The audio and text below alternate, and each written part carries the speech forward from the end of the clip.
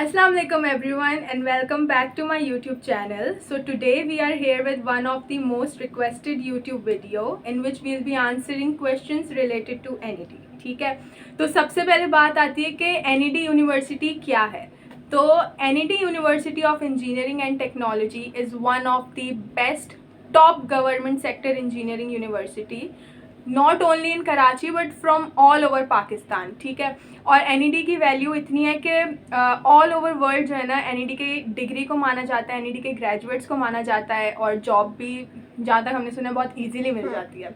ठीक है, तो अब चलते हैं हम क्वेश्चंस की तरफ कि क्या क्या आप लोगों के क्वेश्चंस है, तो उसके हम जल्दी से जवाब देने की कोशिश करते हैं. ओके, तो सबसे पहले बात करते हैं हम एलिजिबिलिटी क्राइटेरिया के बारे में. तो whether you have done your HSC from pre engineering, computer science और pre med, you need 60% in HSC part 2 second year.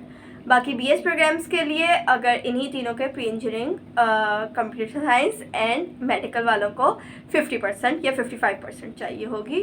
और कॉमर्स वाले और आर्ट्स वाले किसी भी इंजीनियरिंग प्रोग्राम के लिए एलिजिबल नहीं है, बट वो BS प्रोग्राम में अप्लाई ज़रूर कर सकते हैं. और उसके लिए वही 50 to 55% आपकी जो है HSC पार्ट 2 में आनी चाहिए. Only then you are eligible for giving the test of NED university. उसके बाद भी टेस्ट अच्छा होगा तो इतना होता है, वो सब अलग. तो लेट्स टॉक अबाउट के NED क्या क्या प्रोग्राम्स ऑफर करता है. तो हमने एक जगह लिखे हुए हैं, अब हम पढ़ के बोलते हैं.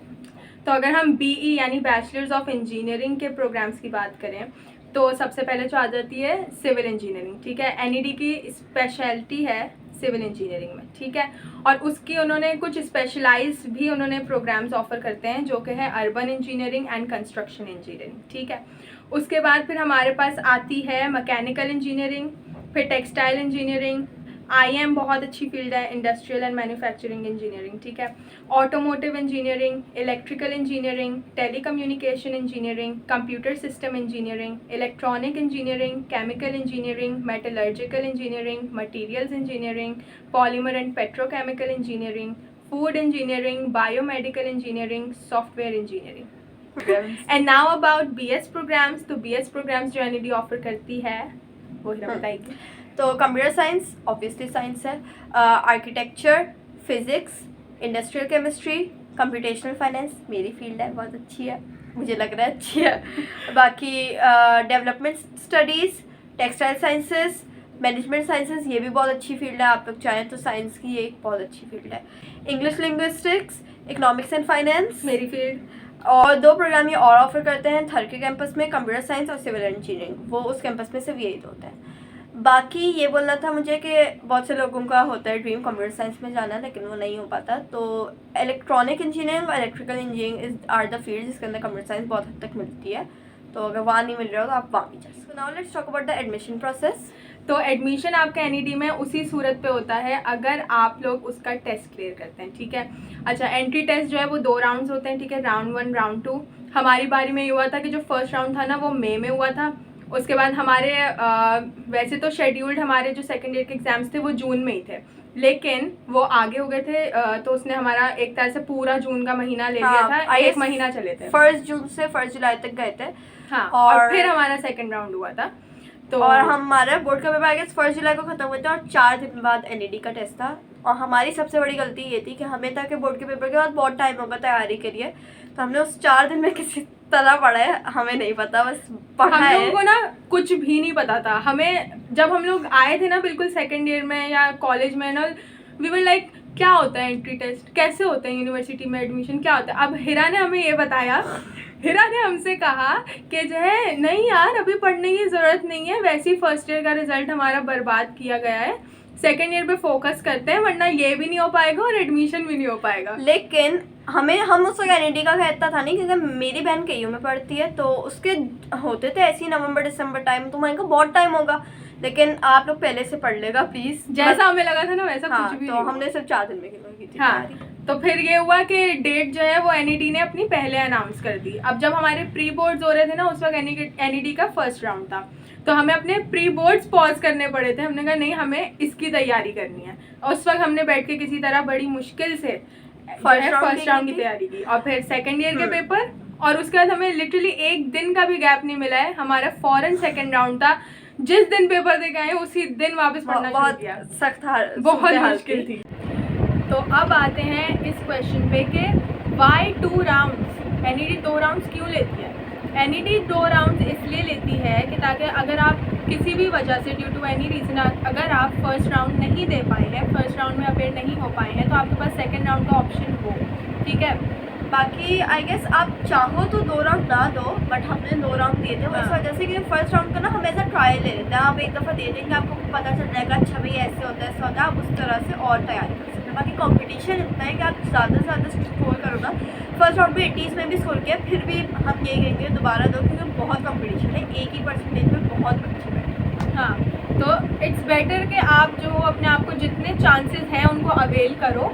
और अगर इसमें ऐसा होता है 2 राउंड्स का ये फ़ायदा होता है कि आपने अगर 2 राउंड्स दिए ना, तो आपके अगर जैसे फर्स्ट राउंड में 70 आए हैं और सेकंड राउंड में आपके 80 आए हैं, तो ऑब्वियसली वो फर्स्ट राउंड वाले मार्क्स को नहीं कंसिडर करेंगे, वो जिसमें आपने हाईएस्ट स्कोर किया ना यानी 80, वो उसको स्कोर वो उसको कंसिडर करेंगे। ठीक है, और इसी तरह से अगर आपने फर्स्ट राउंड में जो 85 स्कोर कर लिया, सेकंड में आपके 60s में मार्क्स आते हैं, तो ये नहीं है कि 60 को वो कंसिडर करेंगे, वो आपके पहले वाले को कंसिडर करेंगे जिसमें आपके ज़्यादा हैं। तो ये आपके लिए बहुत अच्छी बात है, बहुत अच्छा चांस है कि आप इसको अवेल करो और टेस्ट दो। ठीक है, ओके, तो फर्स्ट राउंड की फ़ीस जो थी टेस्ट की वो 4700 थी एंड सेकंड राउंड की 3000 थी। अब आई डोंट नो कि सेकंड राउंड की 4700 है अगर आप पहली दफ़ा दे रहे हैं, लेकिन हमने क्योंकि 2 राउंड दोनों दिए थे, तो हमारी फर्स्ट की 4700 थी एंड सेकंड की 3000। अब नेक्स्ट डे आप लोग देखेंगे तो उसमें थोड़ी सी हो सकती है फ़ीस बदल जाए, लेकिन मोस्टली यही रहेगी। तो दोनों राउंड्स की अलग अलग फ़ीस जाती है, ऐसा नहीं है कि आपने फर्स्ट राउंड दिया तो आपको सेकंड की देनी नहीं पड़ेगी, ऐसा हाँ, कुछ नहीं देनी होगा। पड़ेगी। दोनों की जाती है, बस आप ये होता है कि अगर आपने फर्स्ट राउंड की फ़ीस दी है ना, तो सेकंड राउंड में वो थोड़ी कम हो जाती है। हाँ, आई गेस 3000। हाँ, 3000 हो गई, तो ये हो जाता है। So the next question is के एंट्री टेस्ट के फॉर्म्स कैसे आते हैं, कैसे भरने हैं, क्या सीन होता है उसका। ठीक है, तो जो एडमिशन फॉर्म्स होते हैं ना एनईडी के एंट्री टेस्ट के, वो जो है एनईडी की वेबसाइट पे उनके पोर्टल पे अपलोड हो जाते हैं। ठीक है, वहाँ से आपको वो मिल जाते हैं, आपने उन फॉर्म्स को फिल करना है। सही है, और फिर बहुत इजी होता है, मुश्किल नहीं होता है, आराम से फिल हो जाता है। ठीक है, आपने फॉर्म फिल करना है, फिर आपके पास जो है फ़ी चालान आता है, उसको आपने प्रिंट आउट निकलवाना है उसका। सही है, और उसको बैंक में जाके फ़ीस जो है वो जमा करा देते हैं। फ़ीस चालान जब आ जाता है उसके आई गेस 2-3 दिन बाद ही आपका एडमिट कार्ड शो हो जाएगा। उसके अंदर आपका roll number, entry test roll number जो होता है, आपका डिपार्टमेंट हो गया, किस दिन है आपका टेस्ट वगैरह सब लिखा हुआ होता है। एंड वो जिस दिन टेस्ट आपका होता है तो वो आप प्रिंट आउट करा के उसको दिखाना। अच्छा, अब आपका एडमिट कार्ड आ गया है। सही है, अब क्या होगा, जिस दिन आपका टेस्ट का डेट है ना, उस दिन आपने बस एडमिट कार्ड लेना है और आपको जो रिपोर्टिंग टाइम दिया होगा ना, आपने जाना है विजिटर गेट वाली साइड से। ठीक है, एनईडी के आप विजिटर गेट पे जाएंगे, वहाँ पे जाके आपने बस अपना एडमिट कार्ड जो है गेट पे शो करना है, वो फिर आपको गार्ड अंदर जाने देंगे। आप अंदर जाएंगे, वहाँ पे निज़ाम इतना अच्छा है, इतना ऑर्गेनाइज्ड है एनईडी का कि आपको बिल्कुल भी मुश्किल नहीं होती है, ना अपना डिपार्टमेंट ढूंढने में, ना किसी चीज़ में बिल्कुल मुश्किल नहीं होती है। वहाँ पे लिटरली कदम कदम पे लोग खड़े होते हैं आपको गाइड करने के लिए। आराम से आपके डिपार्टमेंट दूर है तो आप शटल में बैठ के आराम से जा सकते हो। आपको वहाँ पे लोग होते हैं जो आप उनको बस अपना एडमिट कार्ड दिखाओ, बोलो कि सर ये है, मुझे यहाँ जाना है, आपको आराम से पहुँचा दिया जाएगा। ठीक है, हर चीज़ बहुत ऑर्गेनाइज, बहुत अच्छे से हो जाती है, तो कोई टेंशन नहीं। ओके, तो अब हम आपको एंट्री टेस्ट पैटर्न के हवाले से बता देते हैं। एंट्री टेस्ट जो होता है वो MCQs बेस्ड होता है, कंप्यूटराइज 100 MCQs होते हैं, 2 घंटे में अटेम्प्ट करने होते हैं और 4 सेक्शन। वो आपकी फैकल्टी पे डिपेंड करता है कि कौन से उसके हैं। जैसे मैं कंप्यूटर साइंस की हूँ, तो मेरे जो है इंग्लिश, कंप्यूटर, मैथ्स, फिजिक्स के सेक्शन, और मैं इंजीनियरिंग की हूँ तो मुझे इंग्लिश, मैथ्स, फिजिक्स, केमिस्ट्री देना पड़ा था। और बाकी जो भी कॉमर्स, आर्ट्स और प्री मेडिकल के बैकग्राउंड के हैं उनके लिए यहाँ पर मैं लगा दूँगी। ठीक है, तो देख लो। तो 100 मार्क्स का टेस्ट होता है, 25 क्वेश्चन फ्रॉम ईच सेक्शन। ठीक है, और कोई नेगेटिव मार्किंग नहीं होती है। और जैसे आपकी शिफ्ट्स लगती है ना, जैसे अगर 4 दिन टेस्ट हो रहा है, तो जिस दिन चौथे दिन जो आखिरी शिफ्ट होगी, टेस्ट दे दिया, सारे बच्चों ने टेस्ट दे दिया, ख़त्म हो गया। ठीक है, अब या तो उसी रात या फिर अगले दिन शाम में या क्या, एनईडी जो है सबसे पहले पास और फेल के रेशो का जो है ना वो डाल दिया अपने पोर्टल पे। ठीक है, आपका रोल नंबर लिखा होगा, एक पूरी PDF आएगी, उसके अंदर पास फेल जो भी होगा वो रेड से लिखा होगा फेल और ग्रीन से लिखा होगा पास। ठीक है, तो उससे आपको इतना पता चल जाएगा कि भाई मैं पास हो गई हूँ, तो पक्का 50 MCQs तो मैंने ठीक किए ही किए। ठीक है, तो ये आपको पता चल जाएगा। उसके बाद फिर आपके पास आई थिंक 2 to 3 डेज़ के अंदर आ जाते हैं मार्क्स भी आ जाते हैं आपके पोर्टल के ऊपर कि आपने कौन से सब्जेक्ट में कितना स्कोर किया है और आपने कितना MCQ सही किया। नेगेटिव मार्किंग नहीं होती है, तो ये नहीं होता कि क्या गलत क्या सही, ठीक है। नेक्स्ट क्वेश्चन है कि एनईडी के लिए हम तैयारी कैसे करें एंट्री टेस्ट, सही। तो सबसे पहले तो भाई to be very honest please हमारी बात मान लो, समझ जाओ बात, हम आपको यही एडवाइस करेंगे सेकेंड ईयर के साथ साथ ही तैयारी शुरू कर दो, क्योंकि हम भी इसी आश्रम में बैठे हुए थे लेकिन टेस्ट पहले आ गए तो हम फंस गए। एंड डेट वॉज मतलब बहुत ज़्यादा मुश्किल वक्त था हमारे लिए कि साथ साथ पढ़ना। हाँ, That तो is यही what डर के वैसे तो इंसान की फितरत में है, कोई कितना भी समझा ले, हाँ। लेकिन जब तक आपका नुकसान हो नहीं जाता ना आपको बात सही समझ बात। में नहीं आती और तब तक आपके पास सिर्फ रिग्रेट रह जाता है और कुछ नहीं। लेकिन बाकी सुन लो बात। सीन ये है कि टेस्ट की तैयारी इस तरह की जाए कि जो MCQs होते हैं ना, जैसे मैथ्स फिजिक्स हो गया, कंप्यूटर हो गया, इसकी जो बुक में आपके MCQs होती है उसी को आप बहुत अच्छी तरह पढ़ लें सेकेंड ईयर फर्स्ट ईयर के, तो उसी से आपकी बहुत ज़्यादा अच्छी तैयारी हो जाए। एंड यूट्यूब से हमने तो यूट्यूब से तैयारी की थी, वरना आप लोग ई-कैट की प्रिपरेशन के लिए कोचिंग सेंटर्स होते हैं या वगैरह होते हैं, उसमें हमने यूट्यूब ही से की थी, तो उससे भी आई गेस अगर आप पैसे नहीं देने तो आराम से हो सकती है इतना।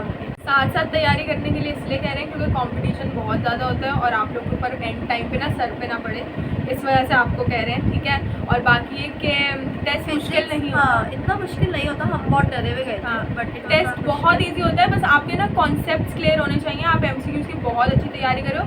न्यूमेरिकल, हाँ, फिजिक्स के न्यूमेरिकल बेस्ड थ्योरी बेस्ड दोनों आते थे, ये कोई ना सोच के जाए। मेरी फर्स्ट राउंड में सबसे बड़ी गलती थी, मैं सिर्फ न्यूमेरिकल की तैयारी करके गई थी, मेरे पास सारे थे और मैं न्यूमेरिकल की तैयारी करके गई थी, मेरे पास भी सारी थी। हाँ, तो सेकंड राउंड में लेकिन दोनों सही थे। वैसे ये हाँ। भी एक चीज़ है, टेस्ट किसी का सेम नहीं होता है, हर किसी का आपके बराबर वाले का टेस्ट सेम नहीं होगा, किसी वाले का टेस्ट सेम नहीं होगा, आगे पीछे होते हैं सब। बिकॉज बैंक जो है ना वो रैंडम 100 क्वेश्चन जो है ना वो आके आपके पास दे देता है, तो किसी का भी सेम नहीं होता। कॉम्प्रीहेंशन सेम होती है इंग्लिश में, वो आपकी शिफ्ट में जितने भी बच्चे आपके साथ बैठे हैं सबके पास सेम हाँ। कॉम्प्रीहेंशन आएगी इंग्लिश में, बाकी सब अलग होता है। बाकी ये है कि मैथ्स का चैप्टर, हाँ, और बाकी मैथ्स का एक चैप्टर है, चैप्टर 9 सर्कल पैराबोला हाइपरबोला वाला, हाँ। वो प्लीज़ करके जाएगा सब, वो उससे बहुत MCQs आते हैं। मेरी सेकंड राउंड में भी बहुत आए थे, फर्स्ट में भी, और हमारे चैप्टर की कोई तैयारी नहीं थी, तो वो बहुत बुरा किया था, उससे कहीं कोई MCQs आए सही नहीं हुए होंगे उस पर। हाँ, बाकी test is very easy, but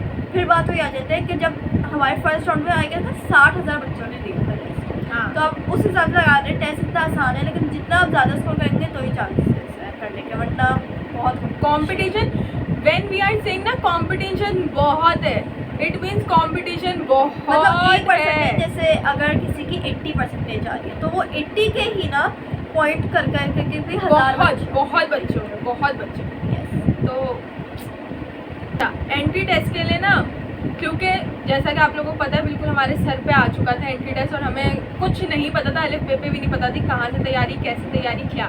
हमने लिटरली यूट्यूब वीडियोस देख के तैयारी की है, कोई कोचिंग सेंटर कुछ ज्वाइन नहीं किया हुआ था हमने, ठीक है। यूट्यूब पे सब कुछ अवेलेबल है, पास पेपर्स करो, अपने फर्स्ट ईयर का सेकंड ईयर का कोर्स करो, ठीक है, अच्छे से कॉन्सेप्ट्स क्लियर रखो, सब हो जाता है। मैथ्स के लिए सर हाशिम ज़िया बचा लिया। फर्स्ट राउंड था, उसके लिए मैंने उनकी 5.5 घंटे की वीडियो हाँ। सिर्फ देख के गई थी और अच्छा खासा मेरा सब लग गया था। लेकिन ये आप ये नहीं करेगा, अच्छी तैयारी करेगा, ये तो लक पे एकदम से हो गया, वरना हाँ। प्रॉपर तैयारी की जाए। तो मैथ्स के लिए सर हाशिम ज़िया से हमने पढ़ा, और इंग्लिश और केमिस्ट्री के लिए सर नसीम जुल्फ़िकार, उनकी वीडियोस देखी थी, उन्होंने भी 5 पेपर्स अपलोड किए हैं सर सैयद NED के, ठीक है।